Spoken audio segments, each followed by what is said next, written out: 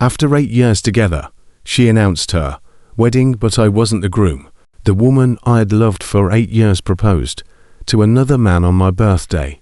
By midnight, the video had already been watched more than 3 million times.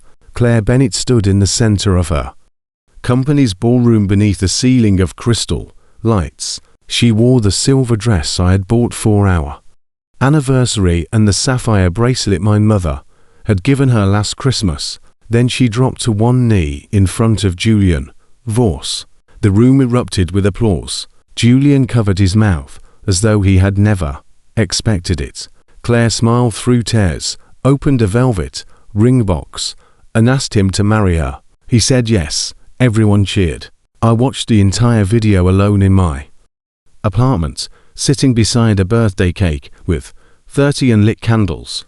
Claire had promised she would come home early. Instead, she became someone else's fiancée. The next morning, I went to my parents' house and asked my mother a question she never expected to hear.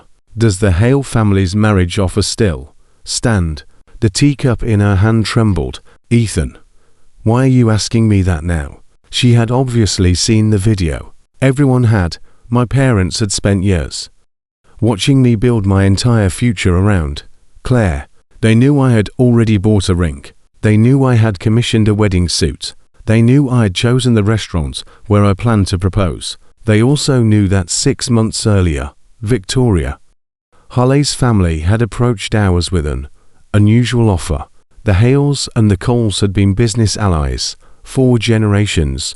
Victoria was intelligent, disciplined, and the sole heir to one of the oldest investment firms in Boston. She had told her parents she would consider marrying me. At the time, I had rejected the suggestion without even meeting her. I was in love with Claire, or at least, I had believed Claire was in love with me. Marriage isn't something you use to punish another person, my mother warned. Don't make a permanent decision because you're angry. I'm not angry. That was almost true. Anger was hot, violent, alive. What I felt was colder. Something inside me had simply stopped fighting. I finally understand that Claire was never going to choose me, I said. I should stop choosing her. My mother studied my face for a long moment. Victoria is a good woman, but you need to meet her first. Arrange it. You don't even want time to think. I'd spent 8 years thinking. My mother's expression softened with sadness. All right, I'll speak to the Hales. That evening, I returned to my apartment and found Claire sitting on my sofa with her laptop open. She glanced up casually, as if the entire world had not just watched her become engaged to another man. You're late, she said. I've been waiting almost an hour. When she stood and approached me, I caught the unmistakable scent of Julian's cologne on her coat. 4 years. The smell of Claire's perfume had meant home. That night, it made me step backward. Her arms froze in midair. What's wrong with you? You saw me. You can leave now. Claire laughed softly. Are you sulking because I missed dinner yesterday? Yesterday had not been dinner. It had been my birthday. She had forgotten the date entirely. 3 nights earlier, I had told her I missed her.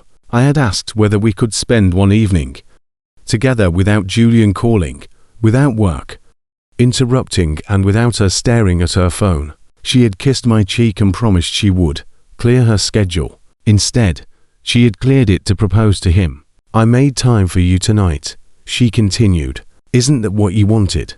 I looked at the woman I had known since childhood and wondered how someone so familiar could suddenly feel like a stranger. Claire, why did you marry him? Her expression changed for half a second. Then she smiled. So you did see the video. It was difficult to miss. It isn't what you think. You knelt in front of him with a ring. Julian is going through a difficult situation with his family. They're trying to force him into a marriage he doesn't want. This gives him a way out. And what about us? Her brows tightened.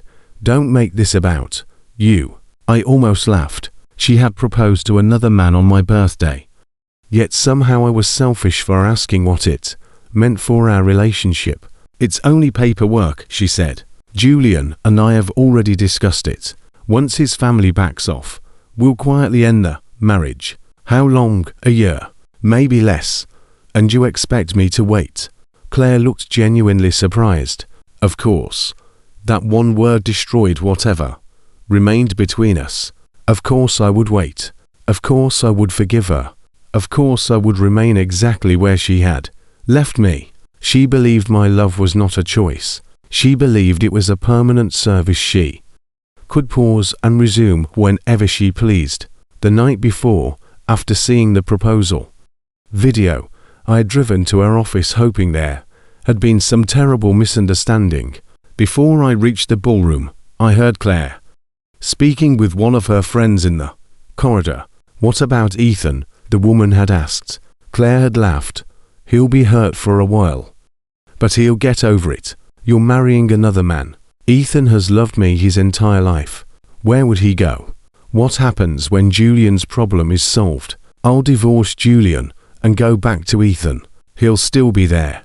The confidence in her voice had been worse than the proposal itself. She had not betrayed me because she hated me. She had betrayed me because she was certain I would tolerate it. Looking at her now, I finally understood that. She still believed the same thing. I won't be waiting, I said. Claire rolled her eyes. Ethan, don't be dramatic. I mean it. You always say that when you're upset. I've never said it before. That silenced her. For several seconds, neither of us moved. Then she reached toward my face and noticed the tears I had failed to hide. Her confidence faltered. Why are you crying? Did someone do something to you? I stared at her. Claire had spent most of our childhood protecting me. I had been a fragile child, constantly ill and rarely allowed outside, while the other neighborhood children ran through parks and climbed trees. I watched from behind my bedroom window. Claire used to sneak across our gardens carrying candy in her pockets. She would sit beside me and describe every place she planned to take me once I became strong enough to leave the house. When I finally returned to school, she kept her promise. If anyone mocked me for being quiet or physically weak, Claire stood between us. Tell them my name, she used to say. Nobody will touch you if they know you're with me. By university, our friendship had become love. 4 years.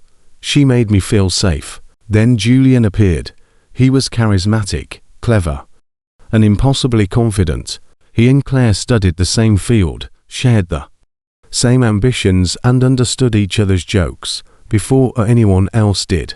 At first, Claire patiently explained their conversations to me. Later, she began saying, "You wouldn't understand." Their late-night messages became private lunches. Private lunches became business trips. Business trips became emergencies only Claire could solve. I trusted her through all of it. Now, she stood inside my home wearing another man's scent and asked who had hurt me. You did, I said. Her face went pale. I walked into my bedroom and locked the door. Claire remained on the other side 4 hours. Ethan, come out. I said nothing. You're overreacting. Silence. I'm doing this for Julian because no one else will help him. Still nothing. Near midnight, her voice became softer. You don't really want to stop loving me. I pressed my forehead against the door and closed my eyes. She was right about one thing. I did not want to stop, but I finally knew I had to. The following morning, Claire left in a hurry. After receiving a call, she forgot her phone on the sofa. I picked it up, intending to have it delivered to her office, when a message appeared across the unlocked screen. The sender's name was saved as my impossible hero.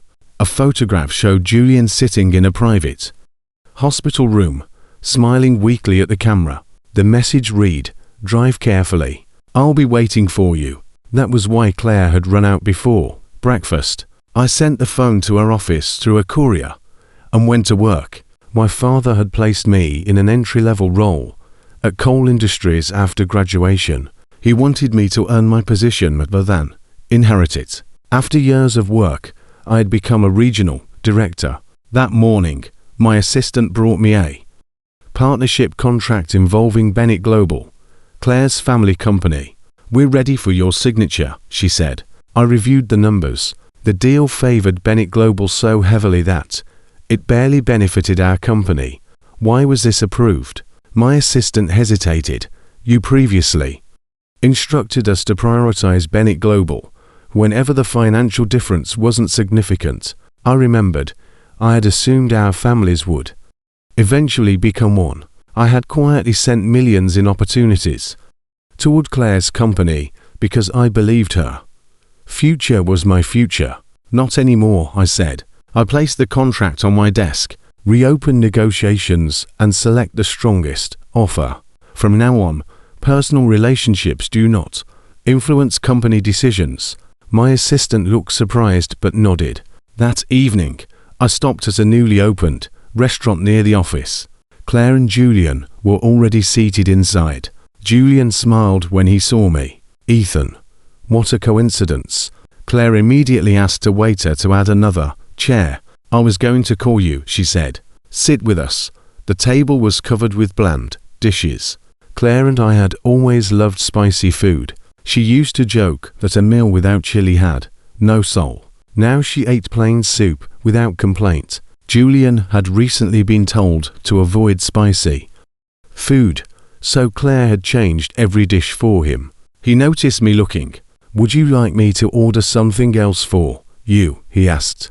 Before I answered, Claire frowned at him affectionately. You're the one who wants it. The doctor told you to be careful. Julian smiled. Yes, darling.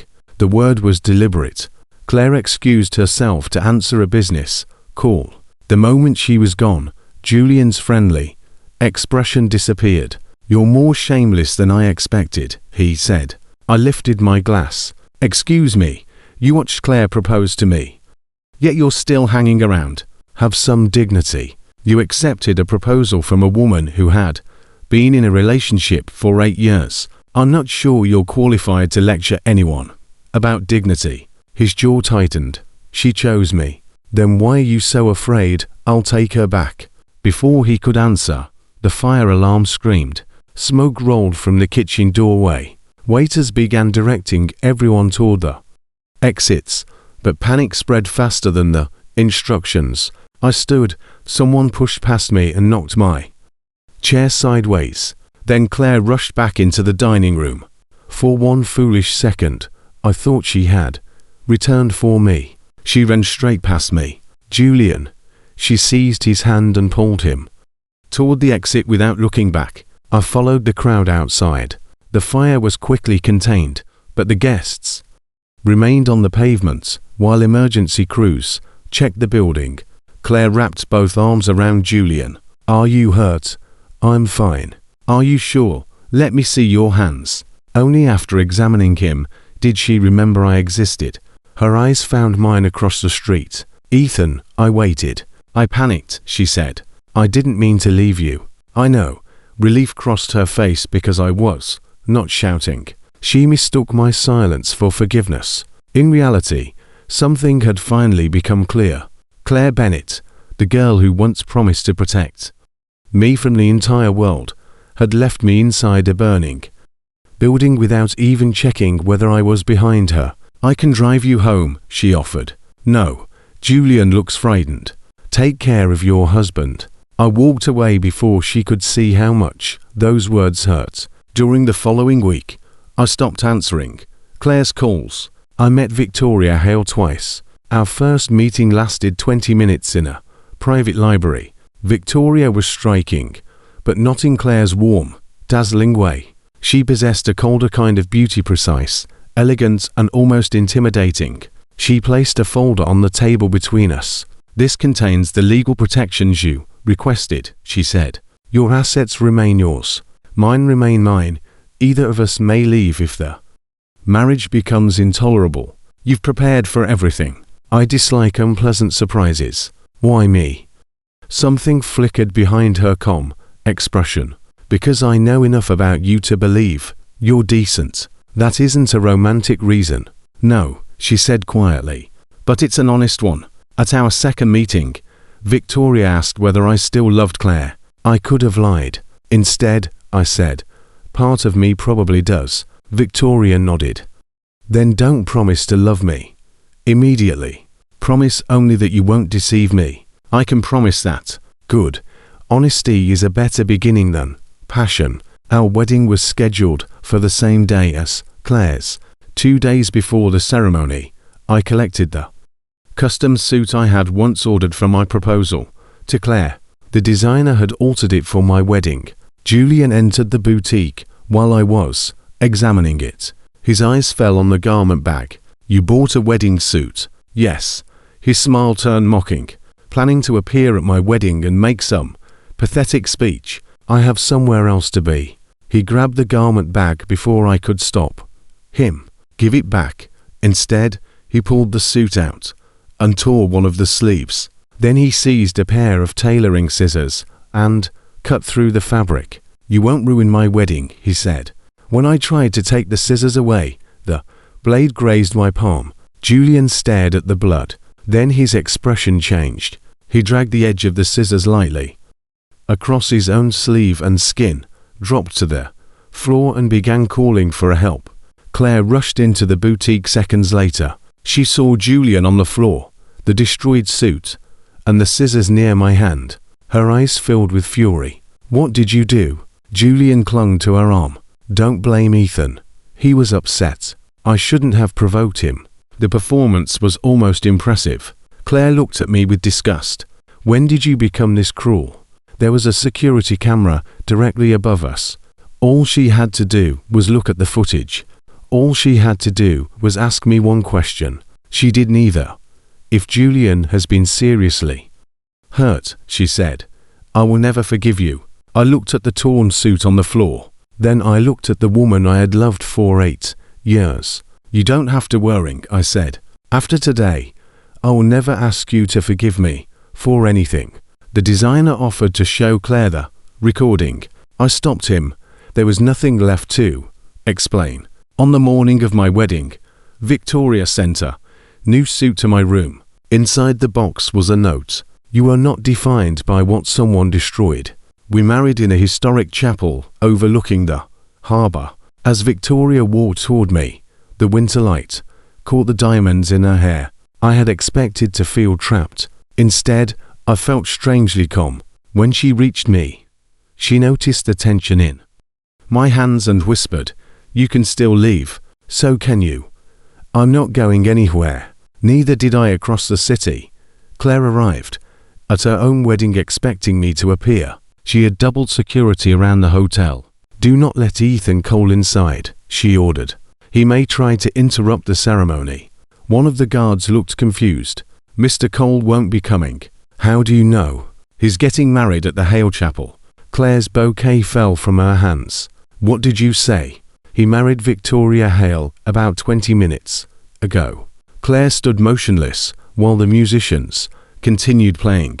Julian reached for her. She shoved his hand away. That night, instead of celebrating with her husband, Claire searched through every old message we had ever exchanged. She called me 43 times. I did not answer. Shortly after 2 in the morning, shouting rose from beneath the balcony of Victoria's family estate. Ethan, I opened my eyes. Victoria was no longer beside me. I found her standing at the window in a silk robe, looking down at the driveway. Claire stood outside the gates in her wedding dress. Her hair had come loose. She had no coat, and one of her shoes was missing. Ethan, come outside, she shouted. We need to talk. I stepped onto the cold floor. Victoria looked down at my bare feet and frowned. Put on your slippers. My ex-girlfriend is outside our wedding suite. She'll still be there after you put on slippers. I almost laughed. It was such a small thing, but no one had looked after me that way in years. Claire continued shouting, Come home with me. I made a mistake. I'll give you everything you wanted. Victoria picked up her phone. I'll ask security to remove her. Aren't you angry? Her eyes met mine. I married you knowing your history. I would only be angry if you lied to me about it. She guided me back toward the bed. Sleep. I'll handle the noise. The next morning, my phone was filled with Messages from Claire. This isn't real. You're trying to punish me. You can't love her. Tell me where you are. I replied once. I am married. Do not contact me again. Her answer arrived immediately. Stop joking. I'll divorce Julian. Then everything can go back to normal. I blocked her number. That evening, Victoria and I had dinner with my parents. Halfway through the meal, someone began pounding on the front door. Claire stood outside carrying a box filled with photographs. When I finally stepped onto the porch, her face brightened. I knew you would come. What do you want? She opened the box. Inside were hundreds of photographs from our childhood, school years, university, and the life we had built together. Look at us, she pleaded. You can't erase all of this. I'm not erasing it. Then come back. No. Her hands began to shake. I never loved Julian. I married him to protect him from his family. Tomorrow, I'll file for an annulment. Once it's finished, we can finally have the wedding you wanted. You married another man and expected me to remain available. I knew you loved me. That was your excuse for hurting me. I made one mistake. No, Claire, you made a choice every day. She shook her head violently. I chose you for 8 years. And when it mattered most, you chose him. I was helping him. You missed my birthday for him. You proposed to him. You ran to his hospital room. You changed your entire life for him. You left me in a restaurant while the fire alarm was sounding. And when he framed me inside that boutique, you condemned me without asking a single question. Her face drained of color. Framed you. The boutique has cameras. She stared at me. For the first time, doubt entered her eyes. I didn't know. You never wanted to know. Claire stepped closer. I love you. You love being loved by me. The words struck harder than shouting could have. Her mouth opened, but no answer came. You never considered what your choices did to me, I continued. Even now, you came to my family's home and created a scene because your feelings mattered. More than my marriage, my reputation, or my wife. I wasn't thinking. That has been your explanation for everything. She suddenly seized my wrist. Divorce her. I'll give you a bigger wedding. I'll make everything right. A calm voice came from behind me. Take your hand off my husband. Victoria descended the porch steps. Claire looked at her with naked hatred. You took advantage of him when he was vulnerable. Victoria moved between us and gently freed my wrist. No, you abandoned him while assuming no one else would recognize his value. He doesn't love you. Perhaps not yet, Victoria replied. But he trusts me. You lost even that. Claire's eyes filled with tears. Ethan, tell her she's wrong. I took Victoria's hand and raised it between us. Our wedding rings caught the porch light. She's my wife. Claire stared at the rings as though they were evidence of a crime. You promised you would never marry anyone but me. I made that promise to the woman I believed you were. Security arrived and escorted Claire from the property. Victoria watched the car disappear before looking at me. Are you all right? I nodded, then noticed a faint red mark across her wrist where Claire had grabbed at her. Come inside. We should put something on that. Victoria sat quietly while I opened the first aid kit. As I cleaned the mark, a forgotten memory surfaced. I was 17 again, cornered in an alley by 3 older boys demanding my wallet. Before Claire could arrive, a girl in a school uniform had stepped between us. She had frightened them away but injured her hand in the process. I bought antiseptic from a nearby pharmacy and treated the cut. Then Claire called my name from the end of the alley. I ran to her without ever asking the other girl's name. I looked up at Victoria. You were there. A small smile touched her lips. You finally remember. You were the girl who helped me. You looked terrified. I was. You were also very gentle while bandaging my hand. Why didn't you tell me? You were in love with someone else. She said it without bitterness. I saw you again years later at a charity gala. You were still following Claire around as though the sun rose wherever she stood. I lowered my gaze. That sounds embarrassing. It was a little embarrassing. I laughed despite myself. Victoria's smile softened. My family approached. Yours because I asked them to. I expected you to reject me. And when I accepted, I wondered which one of us had lost our mind. Possibly both. She leaned closer. I didn't marry you because you once bandaged my hand, Ethan. Then why? Because I watched you remain kind. Even when people mistook kindness for weakness. Because you built your own career despite being born into wealth. Because you remained loyal far longer than most people would have. That loyalty made me foolish. No, giving it to the wrong person made you wounded. Her fingers closed around mine. There is a difference. For the first time since Claire's proposal video, I felt something inside me loosen. Not disappear, not heal completely, but loosen. Weeks later, the boutique security footage reached Claire. She watched Julian destroy my wedding suit, injure himself deliberately, and collapse before she entered. She called me from another number. I blocked that one too. Her marriage began falling apart almost immediately. Julian had believed marrying Claire would give him access to her company, her name and her influence. Claire had believed marrying Julian would prove she could rescue anyone without losing me. Both of them had built their future on using other people. When Claire filed for an annulment, Julian refused to cooperate. He threatened to expose their private agreements and demanded a financial settlement. Claire's company launched an internal investigation and discovered that Julian had used her authority to approve several questionable transactions. The investigation became public. Julian lost his position and faced fraud charges. Claire was removed temporarily from her executive role for failing to disclose their conflict of interest. The woman who had once controlled every room she entered became the subject of headlines, lawsuits, and whispered conversations. But none of those consequences hurt her as much as seeing me happy. 6 months after our wedding, Victoria and I attended a winter charity gala in London. Claire appeared near the entrance. She looked thinner and exhausted, but her eyes remained fixed on us. Victoria was laughing at something I had whispered. My hand rested naturally at the small of her back. When I saw Claire, I felt no rage, only distance. She approached slowly. Ethan.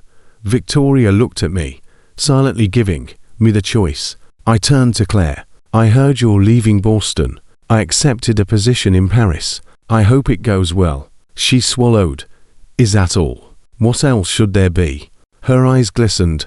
I lost everything. I'm sorry. You don't sound sorry. I don't wish you harm, Claire. But I'm no longer responsible for saving you from your own decisions. She looked toward Victoria. Do you love her? Months earlier, that question would have frightened me. Now the answer came easily. Yes. Claire closed her eyes. A tear slipped down her cheek. More than you love me.